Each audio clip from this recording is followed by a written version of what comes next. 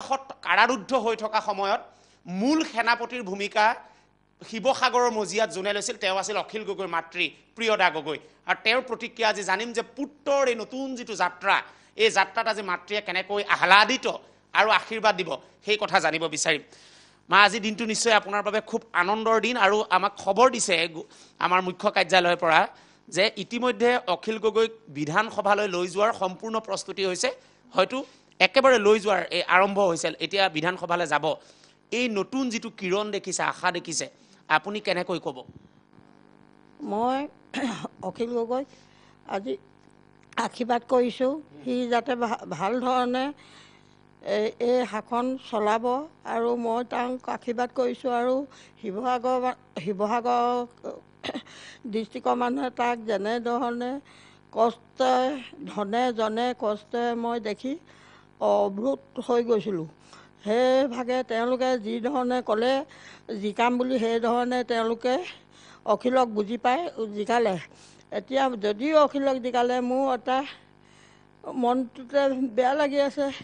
তাক মই আজি ইমান দিনে দেখি পোৱা নাই সেইকাৰণে মোৰ চকুৰ অসুখ কেতে কাটিব লাগে এতিয়া বেছি হৈ গৈছে মই কাটিবলৈ যোৱা নাই সি নহ'লে মই মাত্ৰ সিহে মোৰ এটা ল'ৰা সি নহ'লে মোৰ কাটিবলৈ মন নাই সেইকাৰণে তাক যাতে প্ৰশাসনে তাক এৰি দিয়ে মোৰ প্ৰশাসনৰ ওপৰত অনুৰোধ আপোনাৰতো আজি আশা লাগিছিল ল'ৰাটো চাবলৈ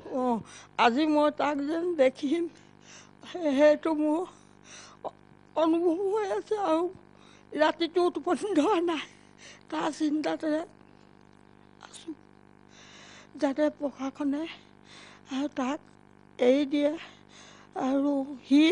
এই ভাৰ ল'বলৈ সি ভাল কাম কৰিব বুলি শিৱসাগৰ ৰাইজেও জানে আৰু ময়ো জানো যে তাক মই জন্মৰ পৰাই যিটো শিক্ষা দিলোঁ সি সেই শিক্ষাই কাম কৰি আছে আৰু এতিয়াও কৰি এই অসমখন সোণালী কৰি দিব বুলি মই আশীৰ্বাদ কৰিছোঁ আপুনি আজি চকু দেখুৱাবলৈ যাব চকুৰে আপোনাৰ চকু পানী ওলাই আহিছে আজি ল'ৰালৈ মনত পৰিছে মই যিমান দূৰ জানো এতিয়া আপুনি যোৰহাট মেডিকেললৈ যাব আপোনাক কথা দি থৈ গৈছিলে অখিল দাই যে মই তোৰ চকুৰ কেটেৰেকৰ অপাৰেশ্যন মই কৰাম আজি মনত পৰিছে সেই সি যিদিনা তাক ধৰিছিলে সি শিৱসাগৰৰ পৰা আহি যোৰহাটত সোমাই কৈছিলে মা মই একদম ডায়েবেটিছটো কমিছে কেটেটটো কটাম বুলি সি হেৰি মোক কৈছিলে পাছত তাক সেইখন হলত মই আৰু কেটেক কটোৱা নাই এতিয়া মোৰ সেইকাৰণে আজি মনত পৰিছে তাক সি আহি যাতে মোক সেই কেটেকটো কটোৱাবলৈ লৈ যায় আৰু সি তাক এৰি দিবলৈ মই প্ৰশাসনক অনুৰোধ কৰিছোঁ এতিয়া আগতে ৰাজপথত তেওঁ ইনকলাব জিন্দাবাদ ৰাজপথত জয়াই অসম কৰিছিল আজিৰ পৰা বিধানসভালৈ যাব পাৰিব আজি শপত ল'ব মানে তেওঁ যাব পাৰিব লাহে লাহে গতিকে কিমান বিশ্বাস কৰে আপোনাৰ ল'ৰাই বিধানসভাৰ মজিয়াত কিমান শক্তিশালীভাৱে ৰাইজৰ হৈ কথা ক'ব কিমান বিশ্বাস মোৰ বিশ্বাস আছে অখিলৰ প্ৰতি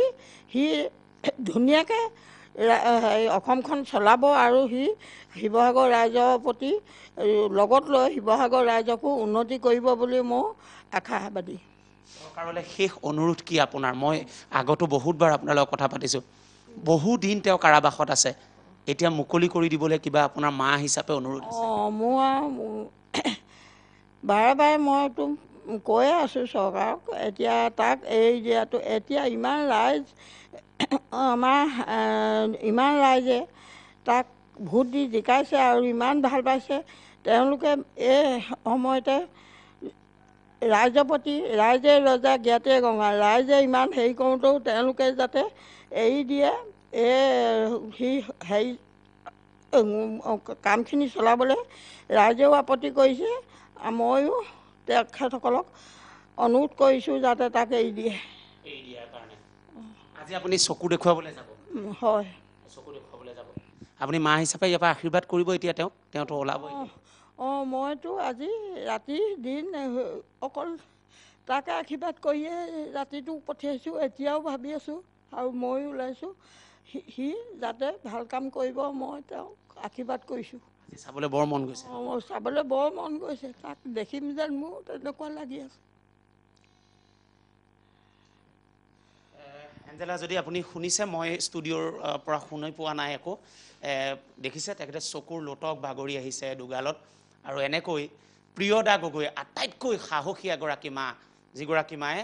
আটাইতকৈ সেনাপতিৰ ভূমিকা লৈছিল সমগ্ৰ ৰাজনৈতিক যাত্ৰাত আজি বিধানসভাৰ মজিয়ালৈ অখিল গগৈক আগবঢ়াই নিয়াত বিধানসভাৰ মজিয়াত এজন জনপ্ৰতিনিধি হিচাপে থিয় কৰাত আটাইতকৈ বলিষ্ঠ ভূমিকা লৈছিল সেনাপতিৰ দায়িত্ব লৈছিল শিৱসাগৰৰ এই ৰাজনৈতিক যাত্ৰাত তেওঁৰ মাতৃ প্ৰিয়দা গগৈ আৰু আজি চকু পানী টুকি ইয়াৰ পৰা আনন্দ আৰু দুখ সংমিশ্ৰণেৰে তেওঁ আশীৰ্বাদ কৰিছে নিজৰ পুত্ৰক আশা কৰিছে যে সদনৰ মজিয়াটো অখিল গগৈক যি আশালৈ ৰাইজে জিকাইছে সেই আশা পূৰণ কৰিব এই সংগ্ৰামী সন্তানজনে হয়